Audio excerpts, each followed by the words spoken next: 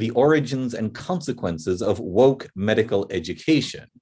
And we are going to be discussing the origins of this new medical education, the ongoing policy changes at medical schools to introduce anti-racism, quote unquote, to a new generation of doctors, and the on-the-ground effects of this new ideology.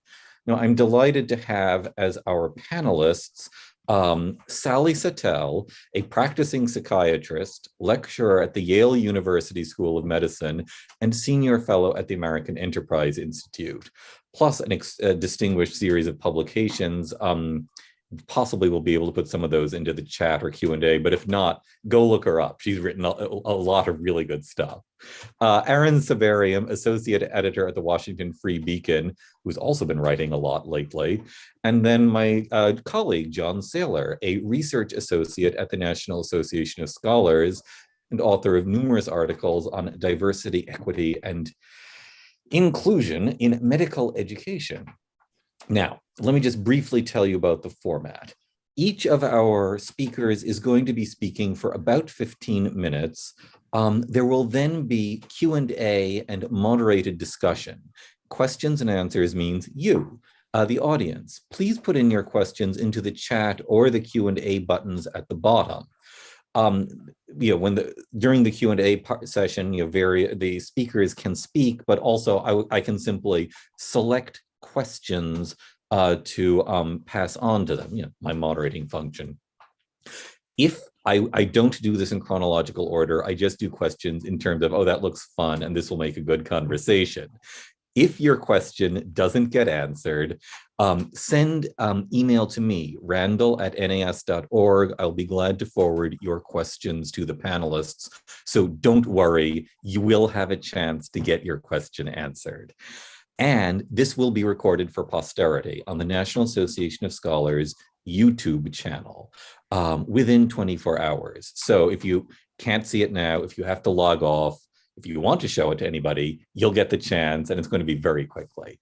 Having said all that, our first speaker is Dr. Sally Satel. Oh, okay. I'm going to start by reading a sentence. With increasing frequency, social activists, scholars, and even healthcare professionals assert that the culture of medicine, indeed culture itself, is to blame for many illnesses, citing discrimination as a cause of the disparities in the health status of Black and whites. I wrote that 21 years ago. It was a book called PCMD, How Political Correctness is Corrupting Medicine.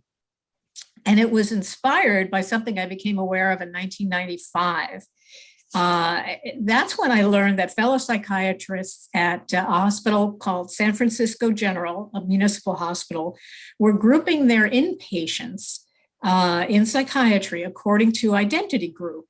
So Black patients were on the Black patient unit, and Asians and Latinos and gays, gay individuals, lesbians, bisexuals, their own, and women, their own. The guiding theory here was twofold. The first was that if therapists and patients are members of different groups, especially of different racial groups, will experience miscommunication and mistrust if being treated by a member of the other group.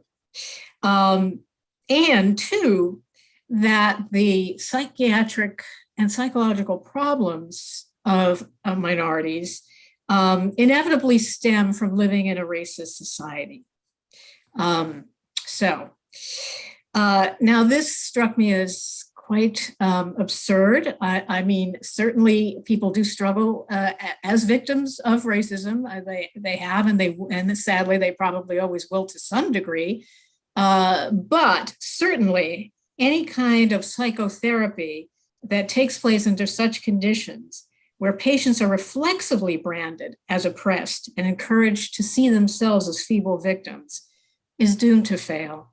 The role of psychiatry, of course, besides symptom reduction, people with severe depression, psychosis, whatever, is really to understand kind of how we sabotage ourselves. I mean, to me, this is what most psychotherapies are about, the inadvertent ways in which we undermine our best interests and how we can adapt to certain situations if we can't change them.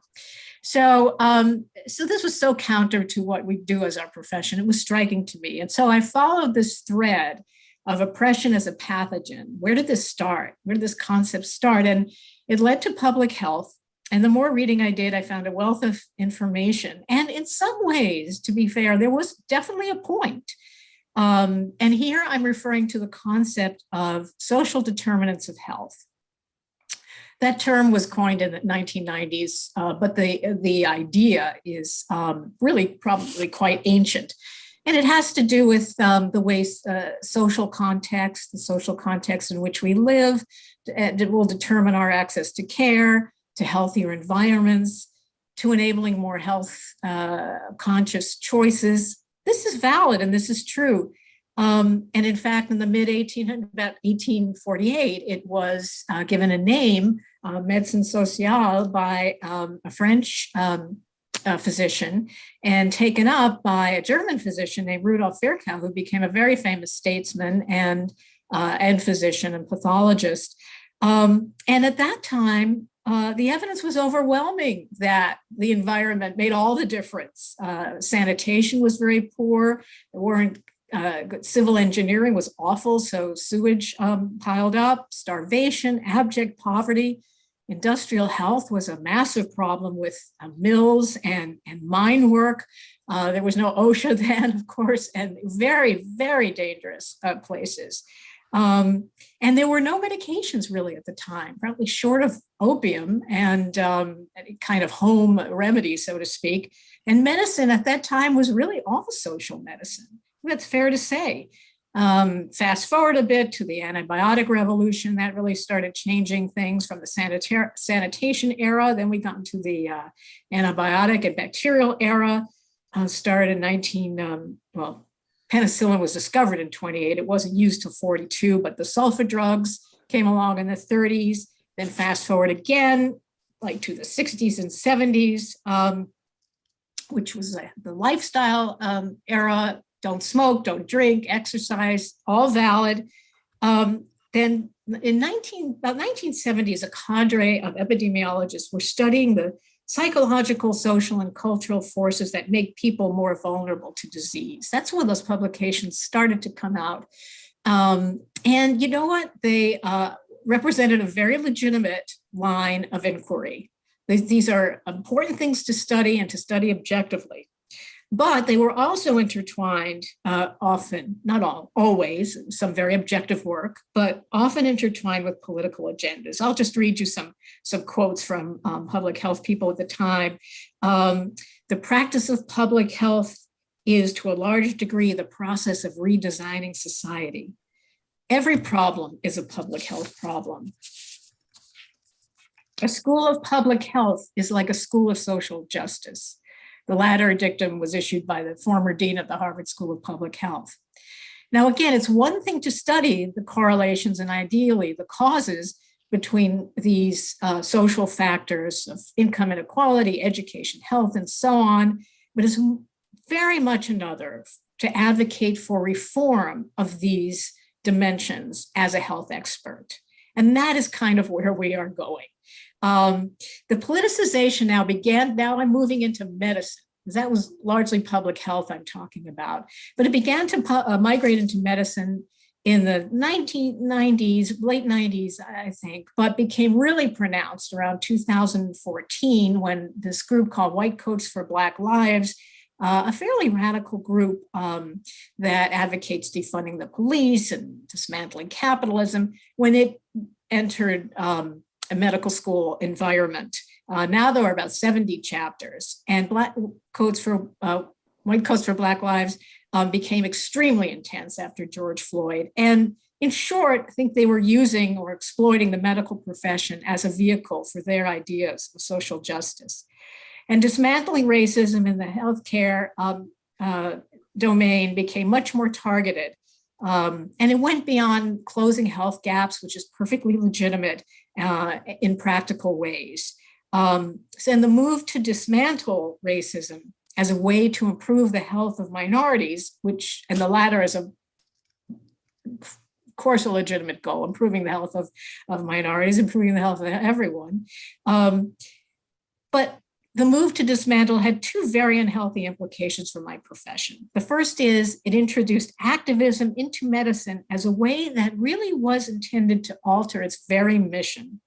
And two, it influenced the identity of doctors, or seeks to influence the identity of doctors, so that their overarching duty is fighting for social reform rather than addressing the primacy of the individual patient before him. And of course, there are no limiting principles to this because in some ways you can connect dots. Almost every social event can have some health implications.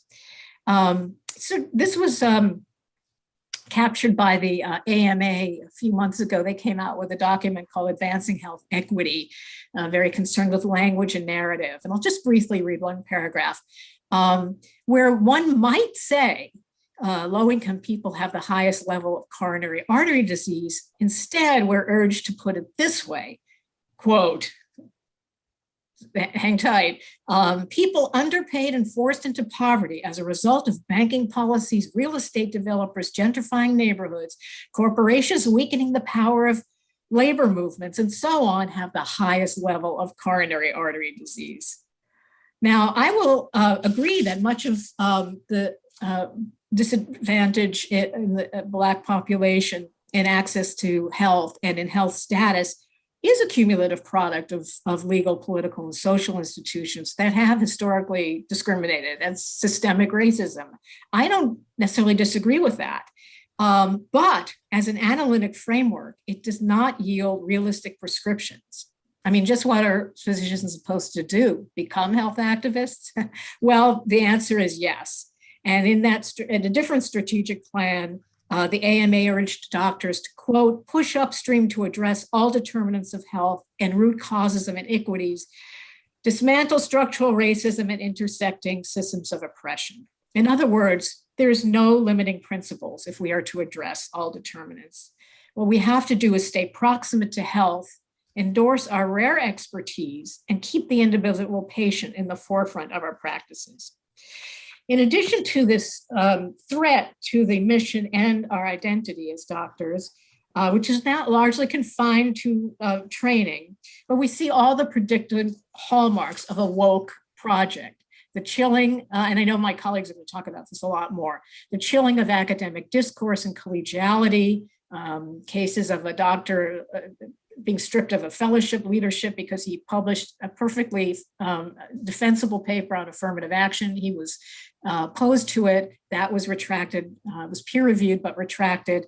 A lot of hostility and discussion of genetics. I know Aaron's going to talk about that more. This kind of thing. Another is a loss of nuance in talking about health disparities. Any difference whatever is immediately assumed to be due to a racist influence. Now, in medicine, we generate what's called a differential diagnosis. When you come in with a pain, a doctor has a whole list of possibilities it could be, and you take them one by one. But you don't assume from the beginning, frankly, the hardest one to prove. So that's a problem. Another intrusion is a hostility towards the notion that people actually retain agency. I gave a talk last year in which I was icily treated or criticized by residents in psychiatry for implying that people who are addicted still retain some agency. What I should have focused on exclusively, according to them, are all the external factors impinging on them. And of course, those external factors have great influence, but our whole job as doctors, again, is to help people mobilize the remnants of agency that they do have.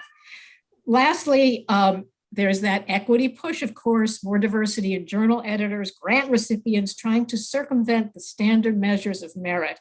In one case at Brigham and Women's, there was actually a plan to give minority patients priority for admission to a certain specialty unit. So I'll close by saying there are certainly consequences to this, even though it's now at our level of training. We will have to see how this experiment is going to play out in actual patient care.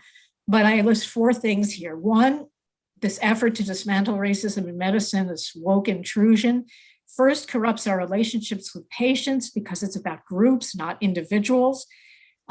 Two, it, as I said, kind of perverts our job. We are not activists. Yes, doctors have promoted policies. I mean, I've been involved in policy promotion as well, but in ways that have direct or proximate effects on health. It's very hard to be a pediatrician, a psychiatrist, or work in an emergency room where you're not constantly confronted with how the environment impacts your patient's health. But upstream is too far to go. You can do that as a physician, as a citizen, of course, but worrying about electoral politics and housing policies and dismantling capitalism, whatever exactly that entails, is not something doctors do. We already have jobs and not enough time to do them. Also, we don't know how to, it's not our expertise. Frankly, politicians debate all the time how to affect these larger social reforms. And fourth, and perhaps most pernicious, is that this kind of enterprise is going to squander the trust that we have with the public. And that is a real problem. I know we'll talk more about what to do about it. One easy thing is for a lot of these doctors to work in southern rural towns. That would be an enormous help. And it would really improve the health of especially some of the Black communities there. But right now, I'd say most, as far as for our concerns, I see one of the biggest agenda items as just exposing what's going on to the public, because once the public hears these kinds of things, they do get energized. We saw that with schools and CRT. I think we all know what we mean when we talk about the teaching of certain kinds of ideologies that are just not constructive for children, whatever you call it, CRT or whatever. We saw that, and I know, again, my colleagues are going to talk about this, when there are policies to make priorities for vaccines or the monoclonal antibodies with respect to COVID, we're giving a higher priority to race. So when the public hears about these things, they don't like it. They push back. But right now, we have to make these things more, people more aware of it. And we have to, and this is the hard part, and I sympathize with my colleagues and I understand why they don't speak out, but we have to really embolden more people within medicine to resist. Thank you. And thank you so much. John, would you care to speak next? Absolutely. So I want to start with an anecdote that was reported last year by the journalist Katie Herzog, where she described a medical school professor in the UC system who stopped in the middle of a lecture and began apologizing. I'll quote a little bit. Quote, "I don't want you to think that I am in any way trying to imply anything. And if you can summon some generosity to forgive me, I would really appreciate it. Again, I'm very sorry for that. It was certainly not my intention to offend anyone. The worst thing I can do as a human being is be offensive." What was he apologizing for? He says, "I said when a woman is pregnant, which implies that only women can get pregnant, and I most sincerely apologize to all of you." So for a long time, this sort of display would have been blamed on students. Students are fragile, students are too ideological, students are captured by a kind of moral fervor. I believe that there's merit to this point, but I want to make the case that this assessment that the current ideological state that is kind of the state of things in medicine is not primarily even the result of students anymore. Rather, it is institutional policy. So I want to talk about today the extent to which identity politics has become medical school policy. And then I'll describe a little bit about why that's happened, which Sally has already touched on, and I'm sure Aaron will touch on as well. So the first point I would make is that diversity, equity, and inclusion efforts are especially dominant in medical schools, which might at first be a bit of a surprise because medical schools are very removed from the traditional disciplines where you might expect to find things like critical race theory. We're not talking about schools of English or any kind of studies, the various identity studies. These are, we would assume to be relatively objective, scientifically based institutions. Last month, the James G. Martin Center, a think tank in North Carolina, released a report on social justice in the UNC system. And one point that they brought up that I found particularly interesting is that UNC Chapel Hill has 24 paid DEI officers, diversity, equity, and inclusion officers. 8 of those officers are in the medical school. 2 are in the School of Pharmacy, 1 is in the School of Public Health, and 1 is in the School of Nursing. So that means that literally half of all the DEI officers at the University of North Carolina are in fields related to healthcare, a majority of them in the medical school. This plays out in medical school policy, where at the University of North Carolina in 2020, the medical school convened a task force to integrate social justice into the curriculum. That task force in October of 2020 released a report with a number of recommendations. And until very recently, the medical school indicated that it had accepted every one of these recommendations. If you went on a tracker on the medical school website, each of the recommendations, each of the 42 recommendations was listed as on time.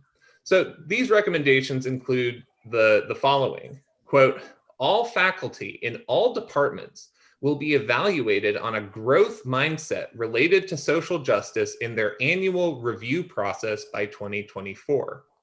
And quote, all block directors and course directors, that's medical school teachers, will have changed their curricula by the fall of 2021 to adhere to the following core concepts. It lists about 7 or 8 core concepts that faculty are now required to adhere to. This includes explain the difference between sex and gender and how specific organs and cells do not belong to specific genders. And all lectures addressing known disparities will attend to those disparities and why they exist. This kind of these kind of policies are not limited to the University of North Carolina at Chapel Hill. In fact, there's good evidence to say that this is the kind of institutional policy that exists almost everywhere, at almost every top or significant medical school out there. For instance, the University of Michigan recently released its own Antiracism Initiative plan, where it set the goal of, quote, design undergraduate and graduate and continuing medical education curricula using an intersectional framework and critical race theory in partnership with health justice education professionals. One of the ways that the university says it will measure the outcome of this goal is by, quote, demonstrated basic proficiency in faculty teaching intersectionality and critical race theory. The list of universities and medical schools that institute this kind of policy goes on and on. At OHSU, they've issued a plan to make DEI and social justice a part of the tenure and promotion process. At the University of Utah, they've issued a plan that includes, among other things, a measure that would solicit student feedback on the cultural humility of faculty. At the University of San Francisco, they're developing an advisory committee that includes experts in critical race theory, social justice, bias, and health disparities that will assess the curriculum and make recommendations to the medical school. They've indicated that they will give a good bit of deference to these recommendations. Needless to say, this kind of the kind of self-censorship that Katie Herzog and others have reported on in medical schools is not just the result of students with a particular passion for social justice or a particular conception of anti-racism. It's a part of policy. There are schools now that make DEI and social justice a part of the promotion and tenure process, which means that if you object to the standard definition of social justice or diversity, your eligibility for tenure could very well be in jeopardy. So there are several reasons that I think that this has taken hold. After spending a lot of time researching this kind of stuff, a few things stand out. The first, and Sally alluded to this a little bit, is successful student activism. So it's not just that students are particularly incensed about a particular issue. Rather, students have made an organized and concerted effort to elicit policy changes from medical schools. So for instance, in June 2020, the dean of the University of Minnesota Medical School wrote a letter to the White Coats for Black Lives student group on campus, responding to a list of demands that that group had sent to the dean.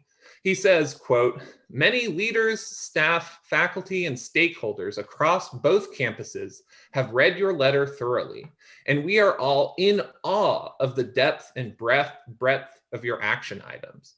He then goes on to say, "We pledge to respond with a preliminary action plan by June 10, 2020 for your review. We recognize that not every action item you outline is addressed in this preliminary plan. Our plan is grounded in the philosophy that anti-racism is healthcare."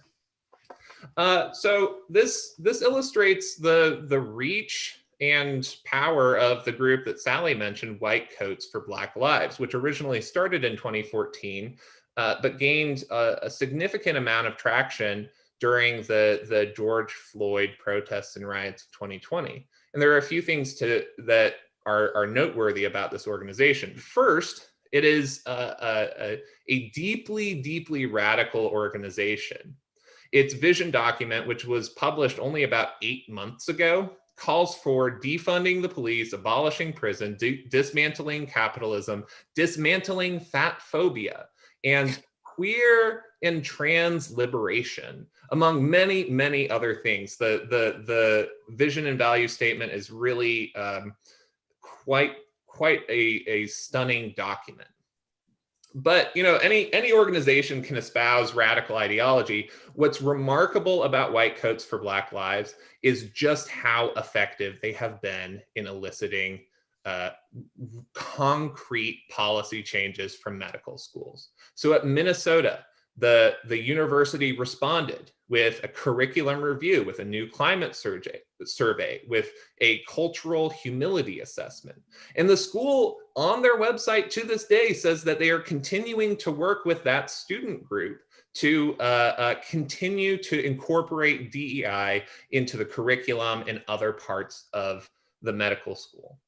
The same goes for University of Michigan. University of Michigan was petitioned by White Coats for Black Lives to adopt a number of policy changes, and I've already mentioned that they have essentially mandated that critical race theory be a part of the medical school curriculum. They took that policy almost verbatim from the White Coats for Black Lives demand.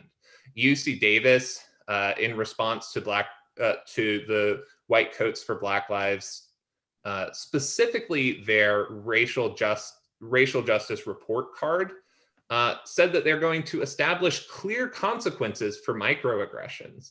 And at a number of universities, medical schools across the country, White Coats for Black Lives is credited as one of the main sources of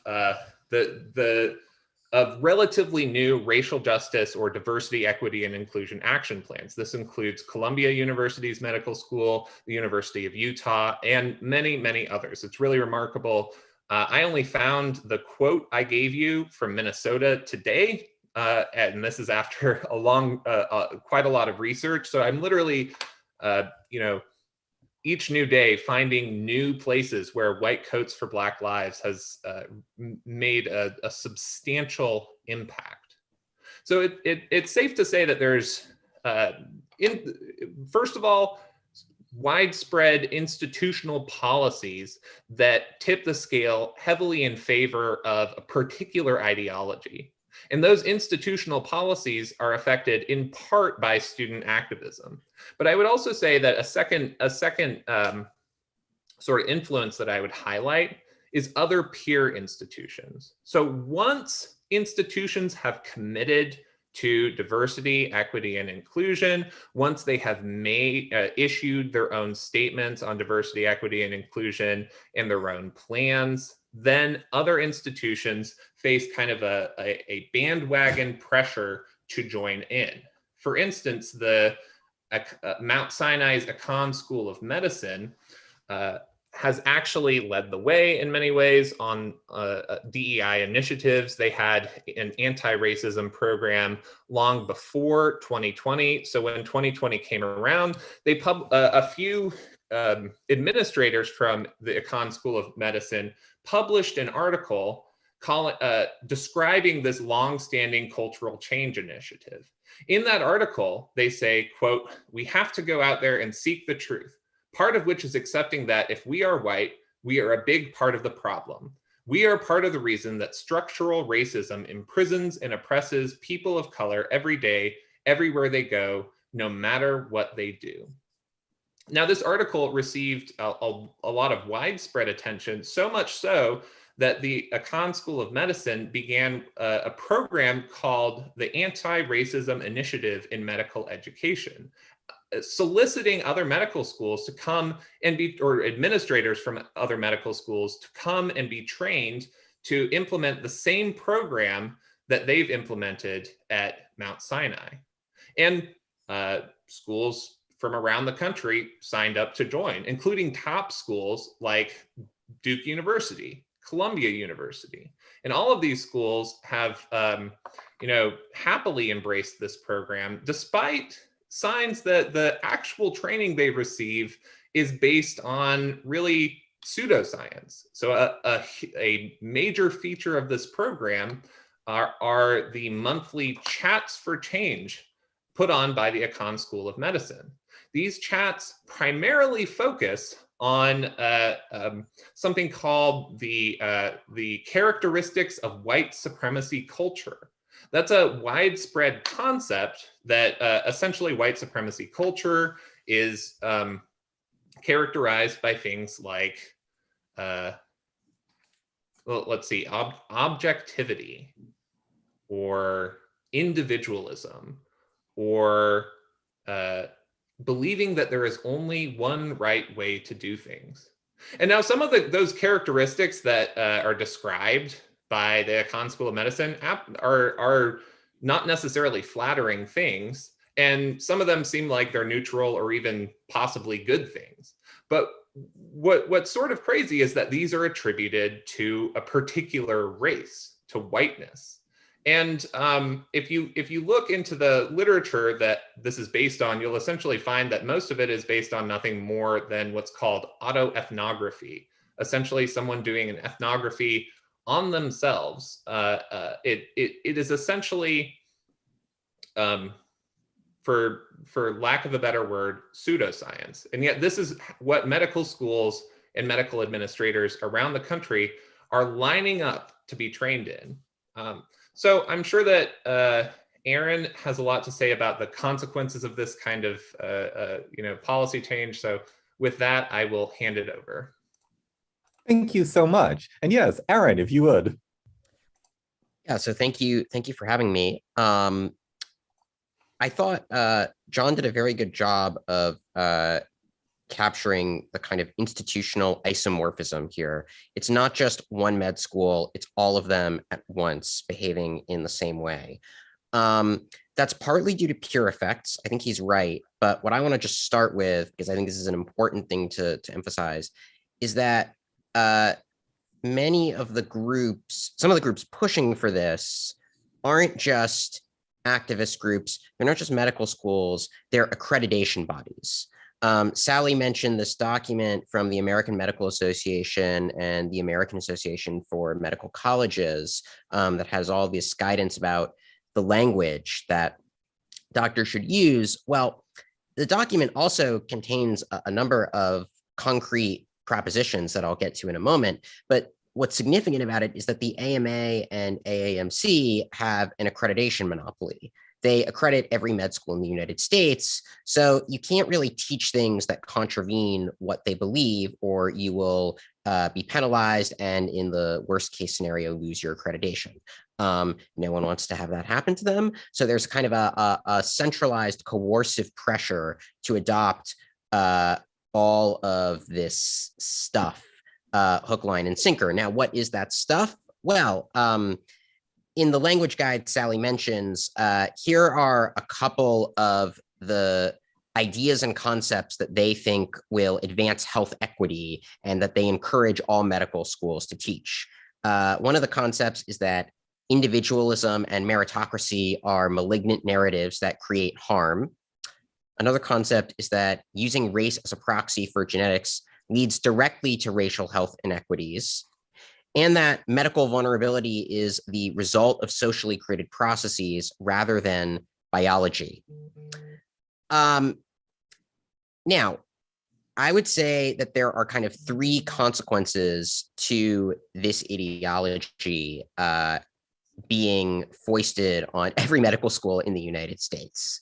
And I'll go in sort of ascending order of what I think is probably the most important, although they really all are.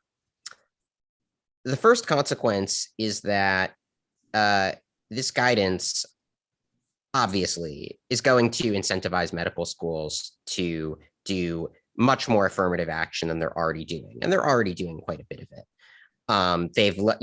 They've made tests easier,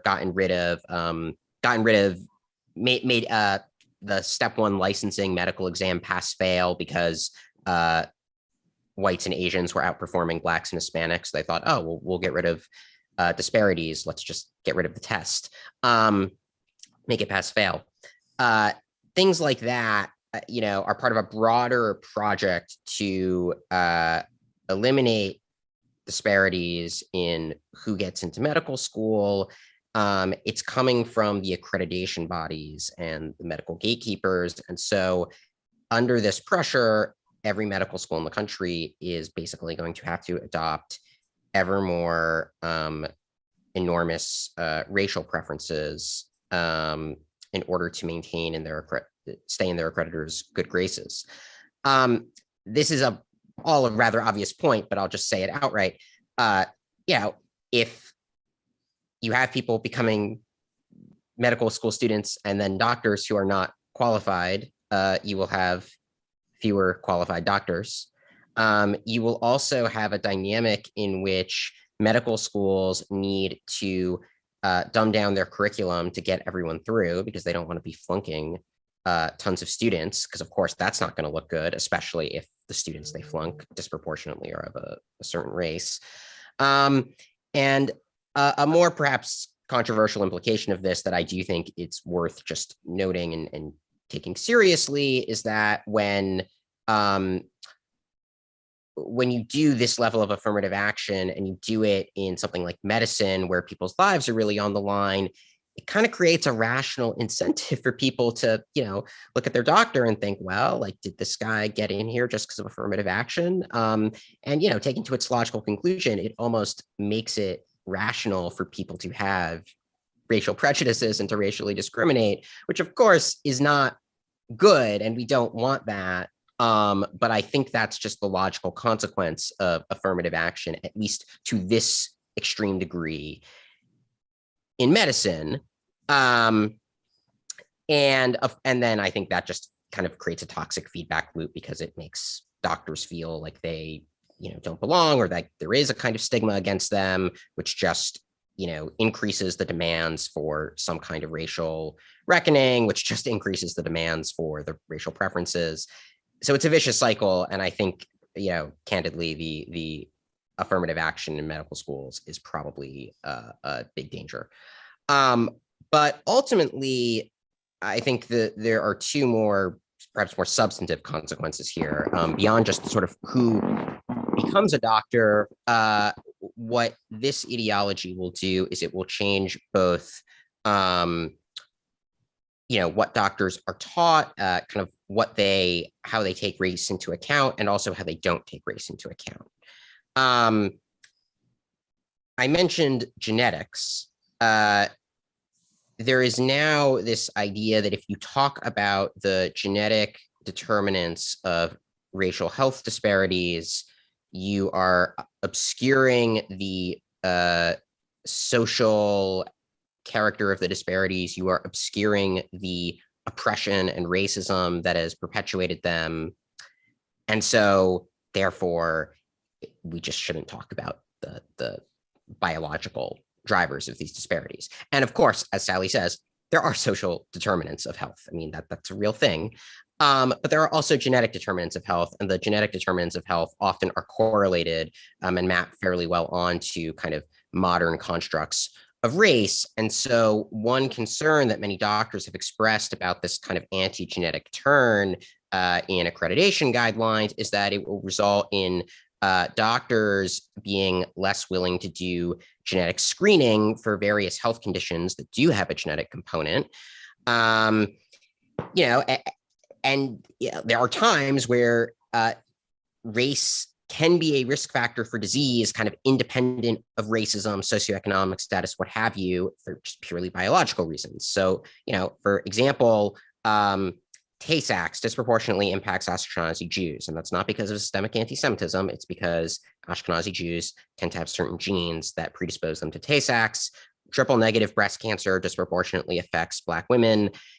That has to do with a certain gene that is common in Africa because it confers certain advantages against, I believe it's African sleeping sickness, or maybe it's something else that's common there, but it also predisposes you to certain kinds of cancer.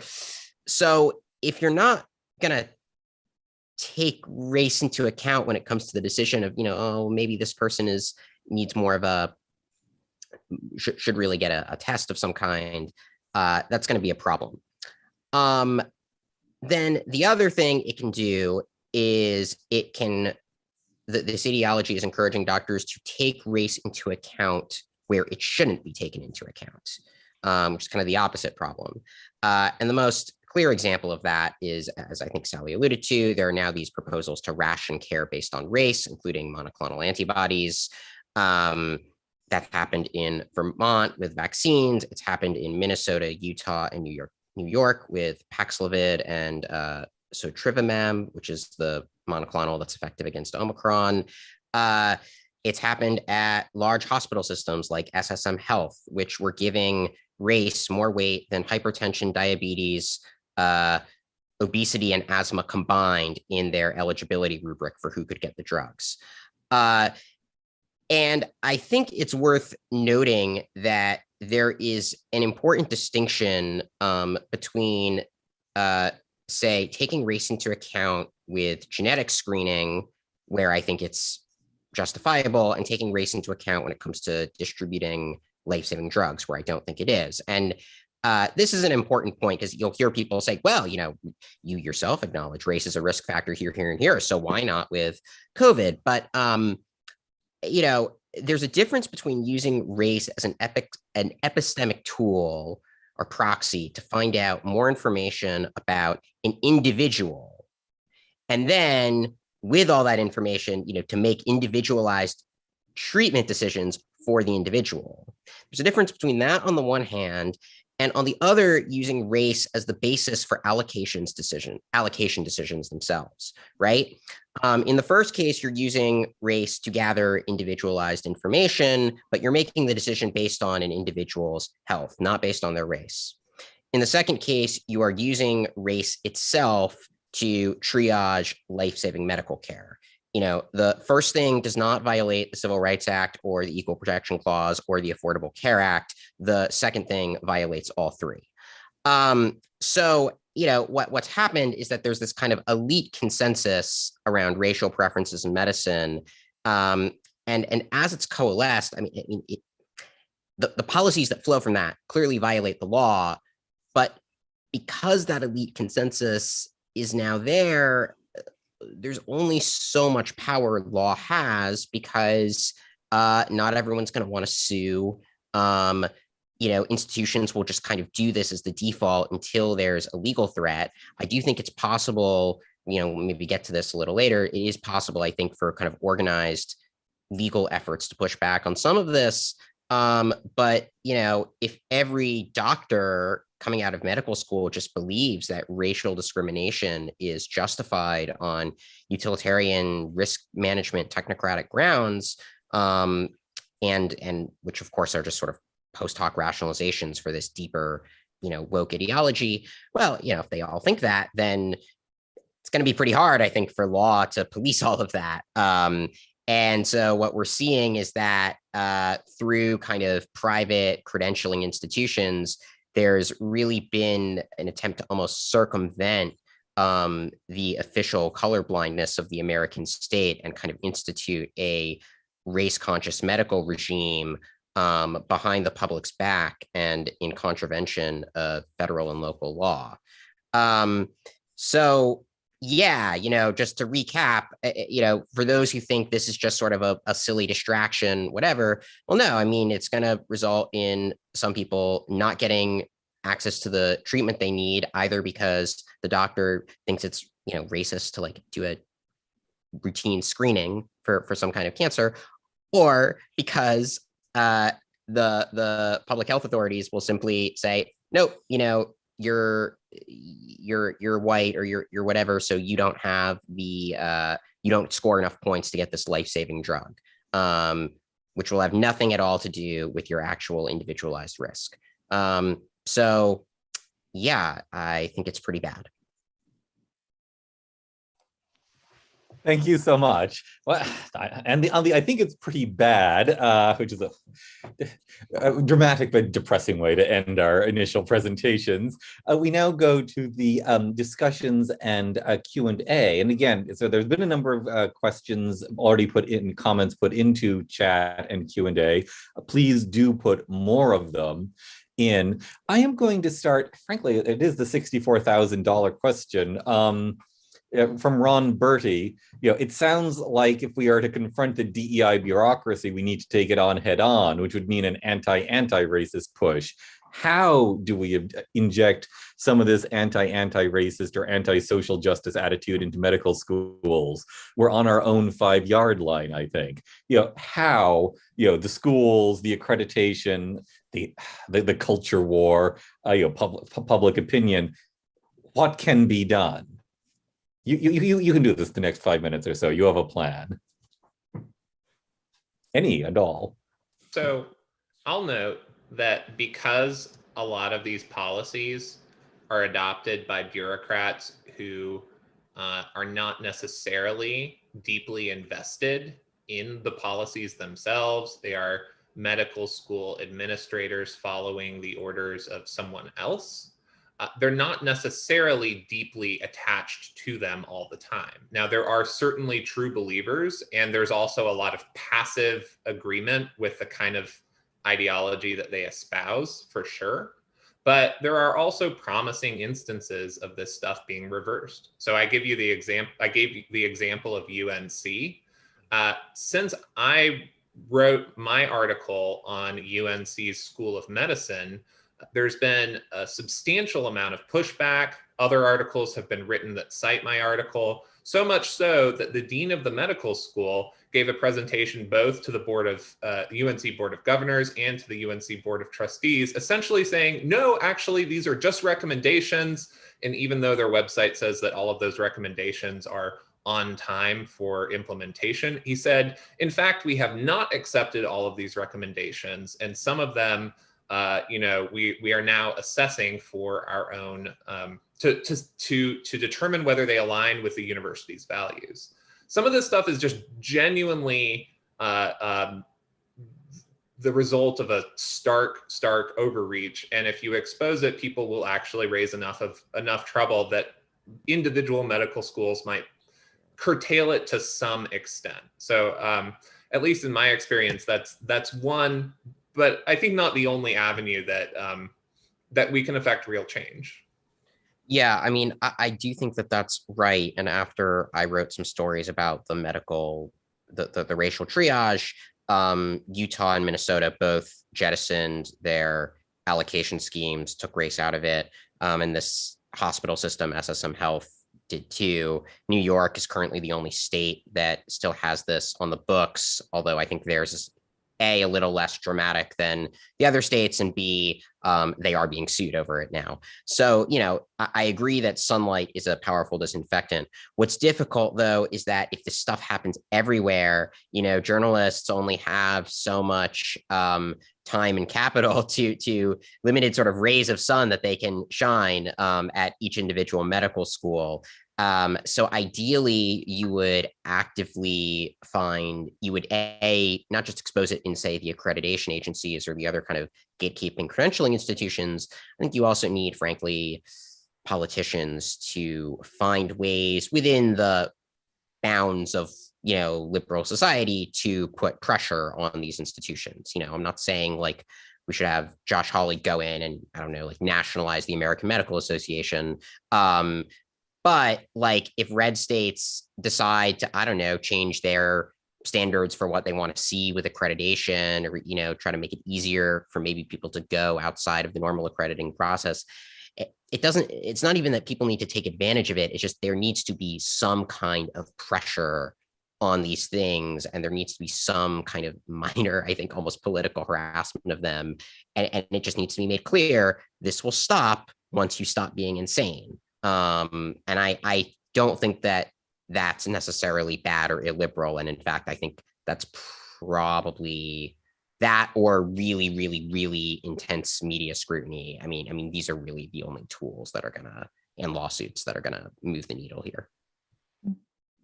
And Dr. Satel? I was just going to say, speaking of lawsuits, there's a group called FAIR, and it has a Foundation Against Intolerance and Racism, and it has a medicine component, FAIR in Medicine, and it did sue, or is about to sue, but I think it already did sue the New York City's policy on racial preferences for Paxlovid and Paxlovid and the monoclonal sotrovimab.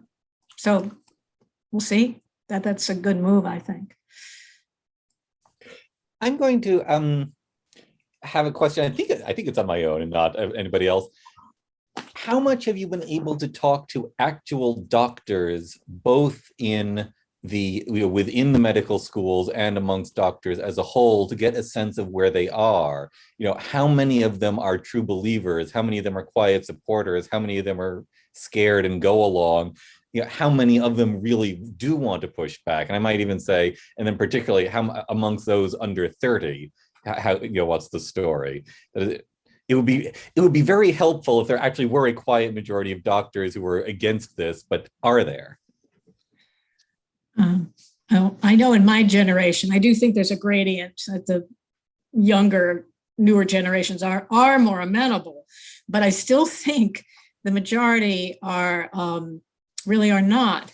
But I have spoken to my colleagues. Well, I've spoken to some younger ones too, but they are, as I said, they're not in favor of this. A number of people I know have actually, to the extent they have discretion in terms of how much they interact with the residents and medical students, have kind of moved away from it because they say, any teaching opportunity is just a chance to say something inappropriate and get reported. I do think, and I think we talked about this a long time ago, David, but I wish there could be some sort of anonymous survey of medical students and faculty to get a sense of really, what the sentiments are, because I still think, as is true in most of society, although medicine is an overwhelmingly liberal and becoming, there is good data on this from Stanford University, to demographics within the profession. It's now the younger generation overwhelmingly liberal, but still, I think there's a lot less consensus than it seems, but people are just very, very, very reluctant to speak out. And the group Fair in Medicine, which I'm a part of, unless I'm wrong, there are maybe 12 of us who are pretty active, and no one is with a medical center. They're all in private practice, so they have more freedom to speak out. And these will be the people who will be quoted in, Aaron's articles or John's articles, but most people in a medical center, and I get it, I'm not condemning them for cowardice, I get it, won't say anything. I will tell you, I've talked to, for one of these articles, I talked to a person who is actually a member of the American Medical Association, and he said, yeah, this is ridiculous, I think it's crazy, and privately, I know a lot of other people do too, but nobody wants to say anything, because if we do, there will be a social media mob calling us racist and we will lose our jobs overnight. And I suspect that that is an accurate prediction of what would happen. So, John, you're nodding your head. Okay, quiet assent. Yep. All right. Well, in that case, I will.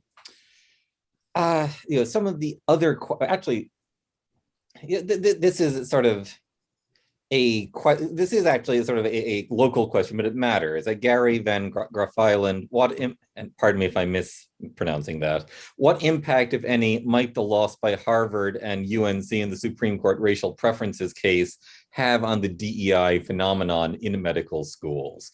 And I guess I'll just expand that. In fact, how much is DEI just a carapace protecting racial preferences? And if you get rid of the constitutional protection for racial preferences, does that pull the plug on the larger DEI ideology? I will say the impetus for a lot of these policies is recruitment and retention of underrepresented minorities. Now, does that constitute affirmative action? And if the Supreme Court rules against affirmative action, would that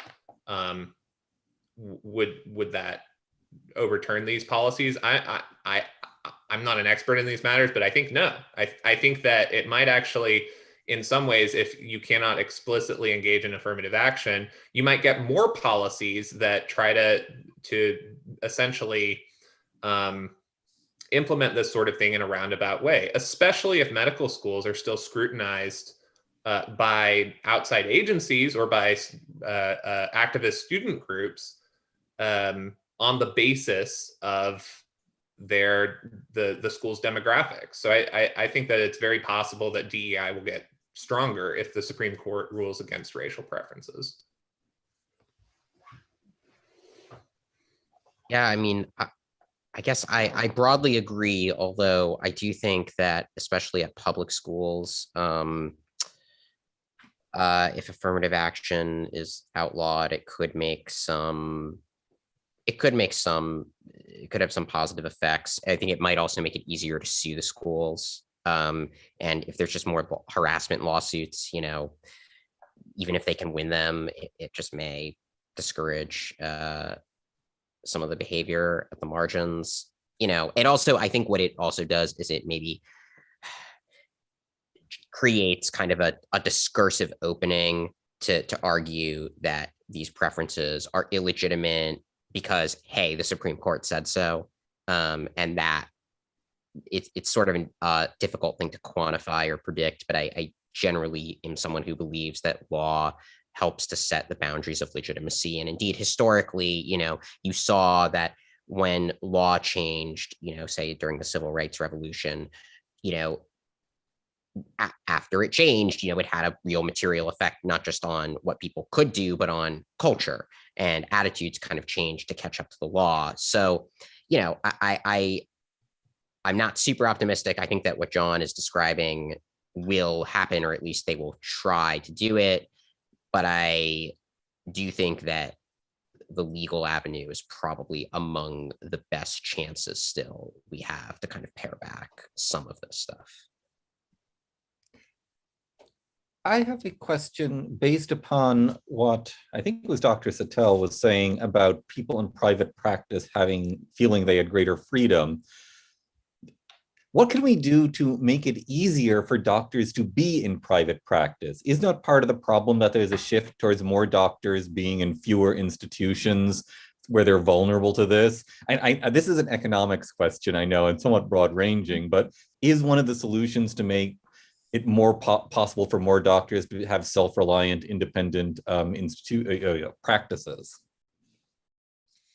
Well, that would be one, and this is not even the main reason why there'd be one, I think. The short answer is I can't talk at length about all the regulatory hassles that private practice doctors have to deal with, but the paperwork burdens and others are just absolutely overwhelming. And I think their margins economically are really, not that they're in it to be billionaires, but it's very hard, and Medicare and Medicaid don't pay. So a guaranteed salary of a university or some sort of HMO is more attractive.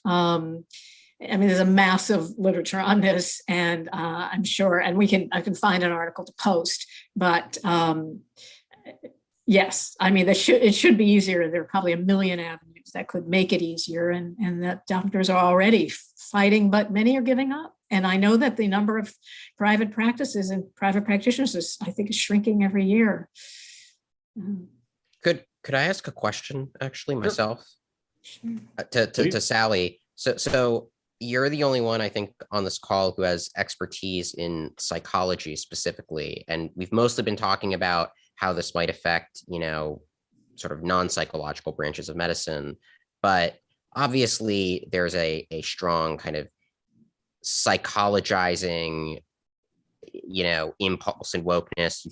There's the stuff about gender identity and what's on the inside, stuff like that. But there's more generally, I think, this discourse of, we must validate the individual's identity. And, as someone who's actually trained in psychology, what do you think are the implications of this attitude for not just maybe like the doctor's examining room, but like, the therapy session? Like, how does this affect what psychiatrists do and what they tell their patients?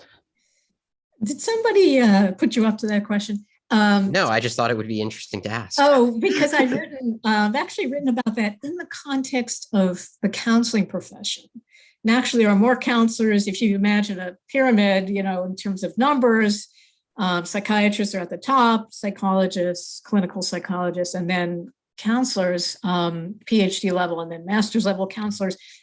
They provide the most of the counseling, psychological help. And psychiatry is, the American Psychiatric Association went through its, required steps. To be honest, I think it was quite heartfelt on their part with anti-racism efforts, and is still undergoing that. But as far as the actual, I think the worst example I gave was the one I started out speaking about, this ridiculous segregation in units. But the American Psychological Counseling Association, while actually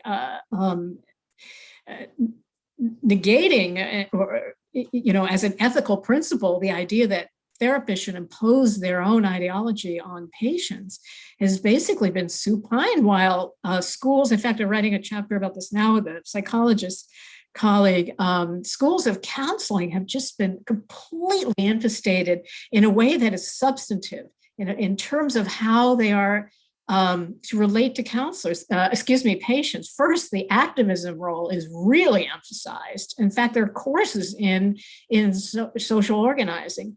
They encourage their patients to become socially active. They approach a session with preformed ideas about. This is almost hard to believe, but I have some quotations in these various articles about, well, no, your problem, basically they jump right in and tell you what your problem is. My goodness, our whole job is listening, and often you don't figure out, in a way, the real problem for quite a while. But it's not some morality play based on identity politics. It's frankly an insult to the complexity of humanity.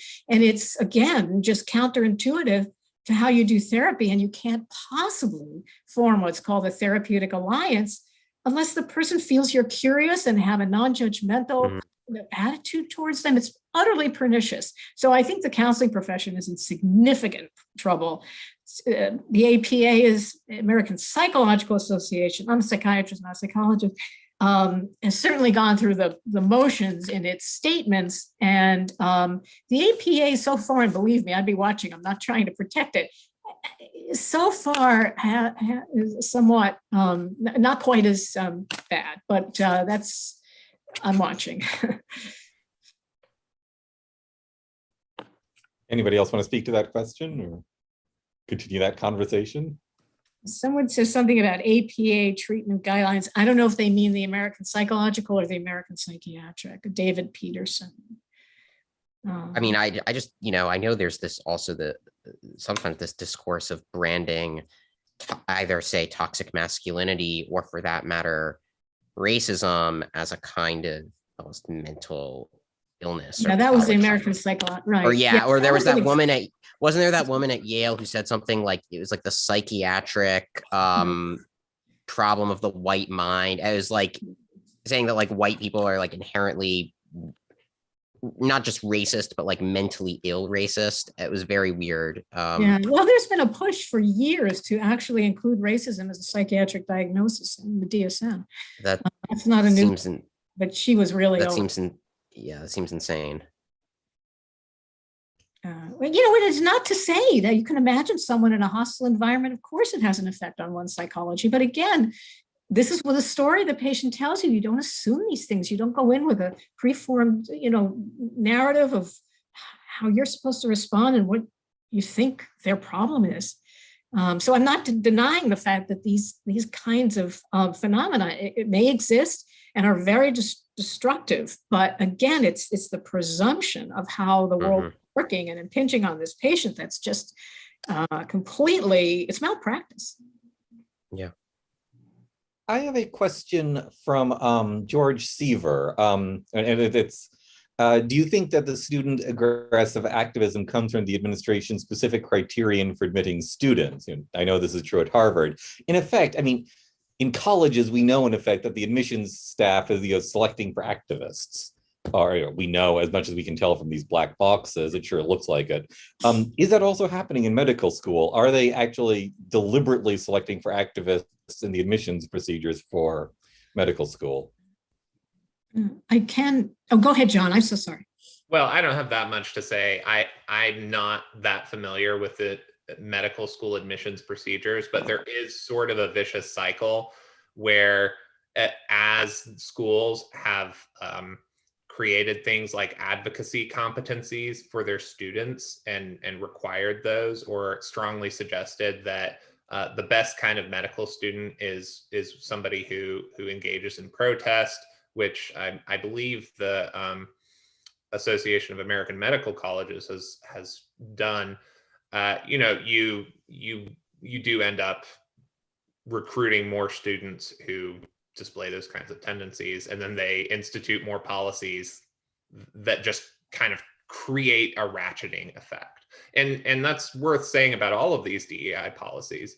They do create kind of a ratcheting effect where you institute new climate surveys, and the climate surveys ask questions that elicit strong feedback about the school that says the school needs to improve in very X, Y, and Z anti-racist way. So yeah, I would strongly suspect that that's a factor here.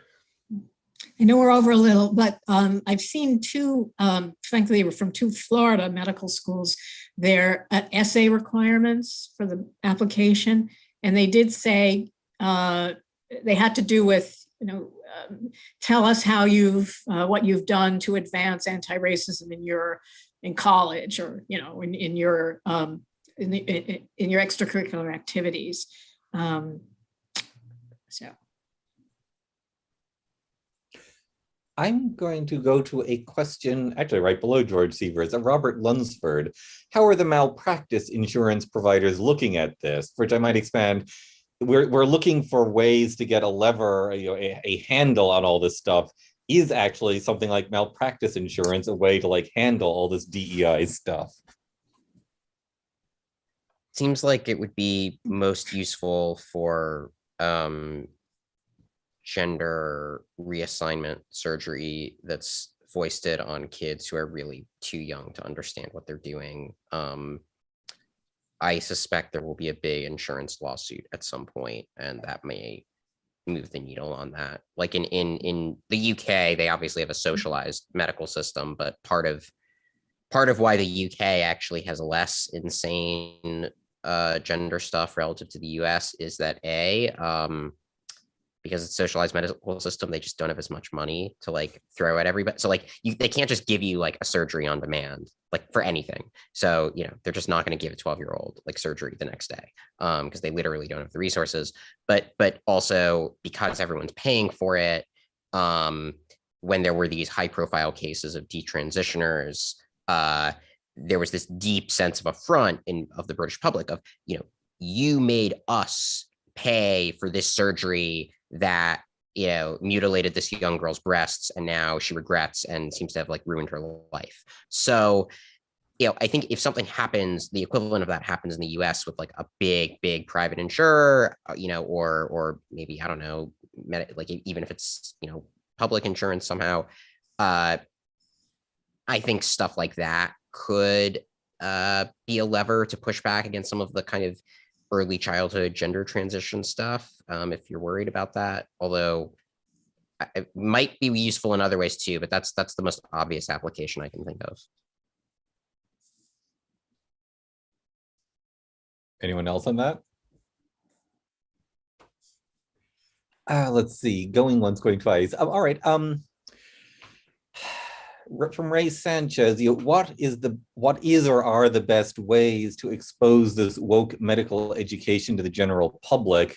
And I guess I'm going to say, I mean, in fact, we know that journalism is part of the scene because, in fact, all three of you are doing this. But I guess what step B beyond, continue to be Sally Satel, Aaron Sabarium, and John Saylor and write articles?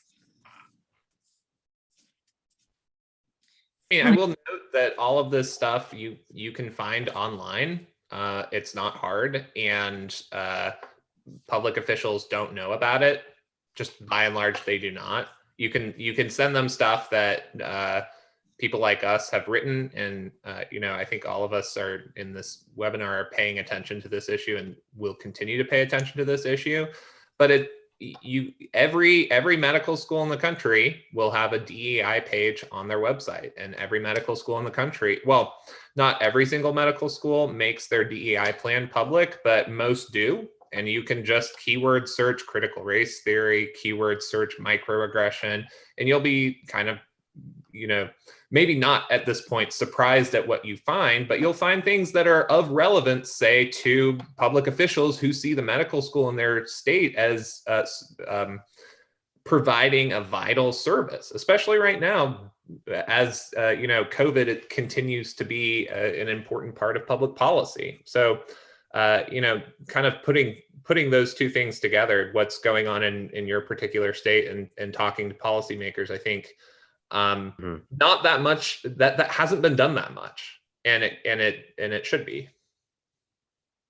There is a show on, I think it's on More Than One Night, but I think it starts on February 7th. It's Fox, it's Fox.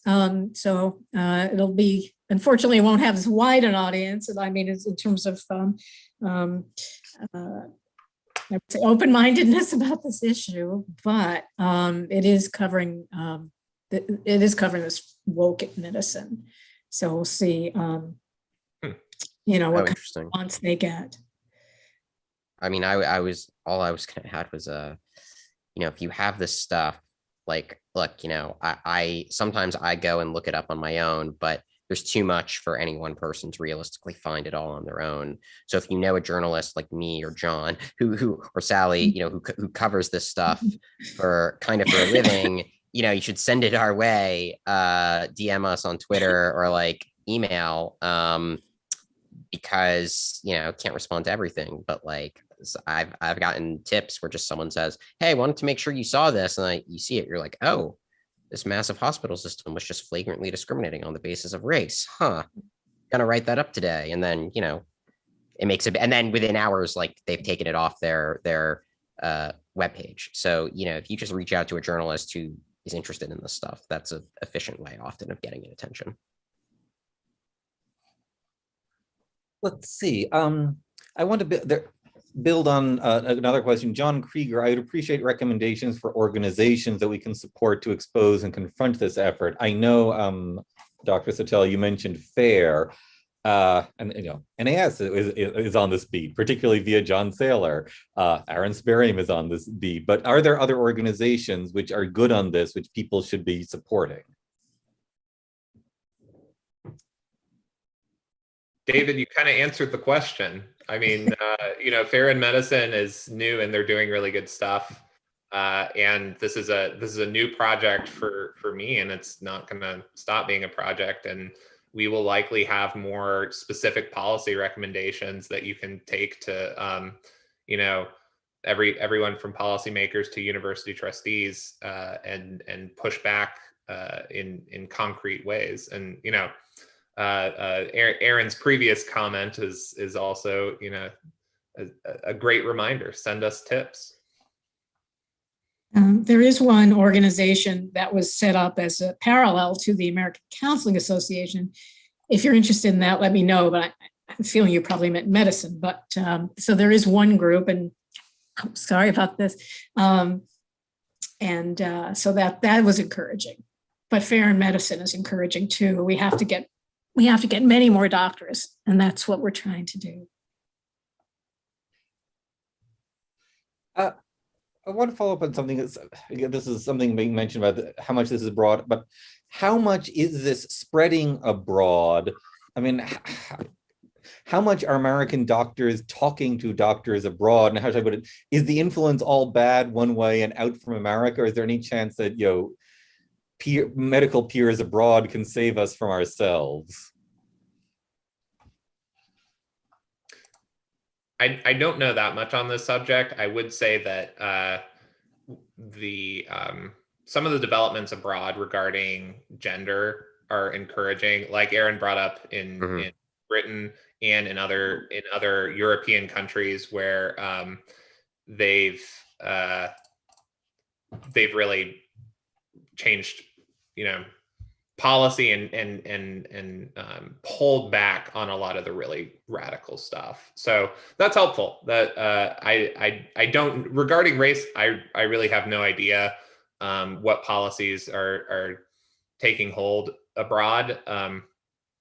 But at the very least, on the gender stuff, there are some encouraging trends. I also would note that not just on gender, but on COVID, you see the rest of the world often just acting very differently than the US. And, the US has not actually really done a great job of exporting the gender mania to other countries. And you're seeing the pushback in the UK and other places. And also with COVID mania, right?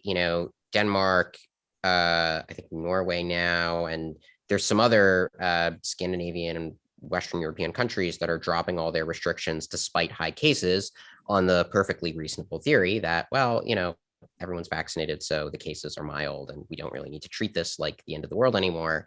And it's really only the United States where I think the COVID stuff, aside from, I guess, Australia and New Zealand, but putting those aside, I mean, we're really kind of an outlier in terms of like masking kids and this kind of neurotic obsession with case counts. And I see that as kind of a mixed bag, because on the one hand, it shows that we are not actually capable of exporting all of our cultural insanity to other countries. Like, Denmark is just like, no, what the hell are you guys doing? And UK even too. So in that sense, like, that's encouraging that there's not actually going to be a kind of American-led COVID, bioregime, like encompassing the whole world, which maybe suggests that, there are limits to even how much we'll be able to transplant wokeism in medicine to the rest of the world. On the other hand, the fact that the COVID mania is so intense here, as is the woke medicine, while the rest of the world just says, what the hell are you guys doing, suggests to me that we are a very kind of self-centered people, incredibly capable of just ignoring what other countries are doing, even when the data justifies it. And yeah, I think a lot of this is also a function of America's kind of bureaucratic and administrative class being so far removed from kind of the population, which in turn is a function, I think, of how big and diverse a country we are. Obviously, Denmark doesn't really have that problem, which I suspect is part of why their COVID policies are more sane than ours. So, the international stuff does give some reasons for optimism, but I would just say that, like, there are structural features of the United States that probably make us more susceptible to some of the craziness than these other countries. And that's just something that we have to deal with. I'm going to have a question about the disparate impact of wokeness on different branches of medicine. I guess let me divide it this way: medical research, medical psychological care, medical primary care, and then physical surgery, where I must say the nightmare is, the doctor with a knife is going to be using woke ideology to decide whether to operate on you properly or not. Is it hitting them all the same amount, let's say those 4 baskets, or how would we categorize the relative impact of wokeness on these different areas?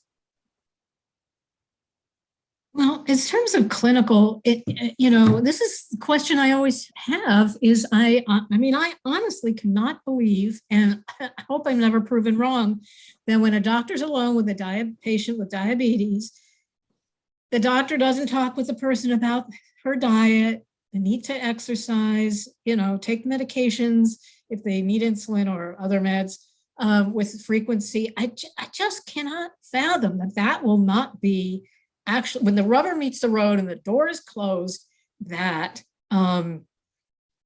this will affect the way doctors interact. Maybe I'm too optimistic, but I haven't seen that many instances. Again, this is largely a training, a training limited to the training sphere. And of course, it's going to go downstream or upstream, depending on how you look at that at some point, because the trainees are going to be becoming mature doctors. But when it comes to the rubber meets the road, with the exception of that counseling examples I gave, I don't know. To me, that's why I keep calling it an experiment. So I really don't know. All I can tell you is that the more, and there's data on this, the more classically left of center professions, like psychiatry, the family care, family practice, psychiatry, pediatrics, obviously public health. You expect to see more sympathy with the general ideas, but how they will actually manifest, and even how all this lunacy that Aaron and John have been enumerating about what the task forces are going to do. I can't fathom it. It's not going to displace some really needed instruction, but that's really important to know is what is this displacing on the ground? I did have an example from one colleague who said, ironically, some of it was displacing their little bioethics module. And so they were teaching about the Tuskegee experiment, which is a bizarre irony.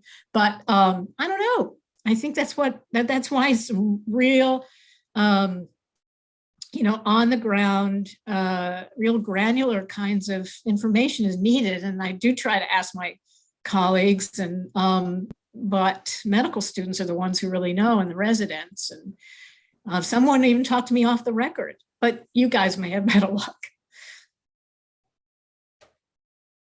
To add to this, there are a lot of incentives that have been created by research-oriented universities to produce more research, especially in the category of health equity, which at times, because of how much emphasis schools place on this, leads to, not especially helpful scholarship. So it's diverting scholarship, placing kind of an overt emphasis on just one topic, and then the level of rigor is not always as strong as it, as you would want a research university to produce.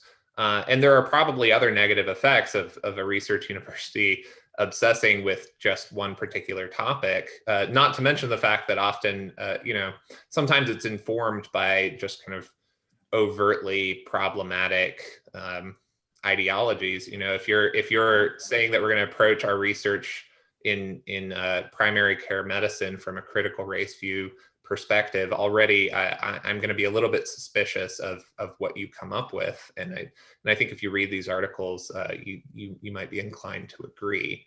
And then you see universities often what they'll do is they'll not only create a plan for action, but they'll also require each department to create their own miniature action plan or display what actions they've taken. I would say that anecdotally, I haven't done any kind of systematic study of what different departments do, but anecdotally, I would say that the disciplines that lean left have more stringent requirements. University of Minnesota comes to mind. Their pediatrics department listed gave a long list of seminars that they've produced for faculty in the department, and this includes on topics like white supremacy culture and microaggressions. University of North Carolina's pediatrics department gave all of their incoming residents a genderbread person card to put on their university badge. So you get the impression there is a distinction, and that falls along predictable lines. Someone posted some really articles that are almost, frankly, they sound like parodies. How to be an anti-racist hand surgeon. But I've noticed with some articles with titles like that, some of them have no MDs. Now that one might, I'm just saying, but or they have 4 authors and one is a doctor. So that's another that to me parallels the sort of the infestation of the bureaucracy. It's like they're running the show. It's like, my gosh, I mean, you don't want to be, doctors have been accused, and rightly sometimes, of being quite arrogant, but, we can't cede our what we really know. And there's seems to be constantly trying to beat back, the influence of some other forces who just, I'm sorry, Yeah. know the area. They don't know the science. They don't know how it works. I would just add one thing, which is it's obviously important to collect data on certain kinds of racial disparities and disparities in general. But one of my worries about these health equity programs is that they're just dedicated to, they presume that the disparities are due to racism. And what they end up doing often, I think, is just getting data that documents the disparities and then they present it in a way that strongly implies that that's all due to racism, and they're not necessarily controlling for everything they should, or maybe they control for some of it, but, there's a lot that is hard to control for, frankly. And what worries me is that when you have all the data on health disparities, it kind of creates this constant sense of moral crisis. Look at this disparity. Look at that disparity. Yes. And obviously, look, some of the disparities are pretty shocking, and not saying that we shouldn't have any data on them, but there is a point after which you start getting so much of this data, and it's all sort of tailored to promote a particular narrative. There may be cases where we either don't want that data, or at least we don't want entire departments dedicated to kind of manufacturing it, because it's clearly not just being done for sort of impartial reasons.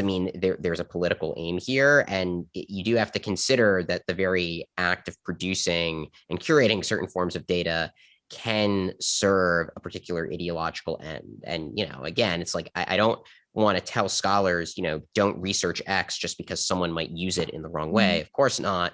But when it comes to, say, deciding what you're going to fund, I think it's reasonable to ask, okay, if this is just going to produce a lot of data that's all going to be used to promote a very tangentious partisan narrative and implement a very particular set of potentially destructive policies, do we really want to fund that program, even if the program is just claiming to be about data? I'm not sure.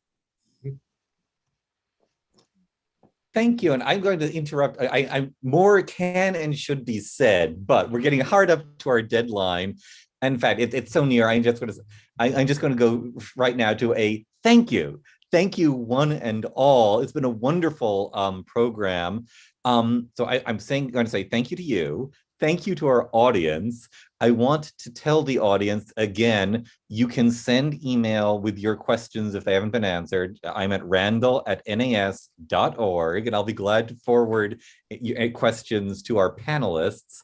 And this webinar will be up within 24 hours. As I say, not, I think, transcribed or anything, but if you're interested in having it be transcribed or something, send us email and I will see about that. Because,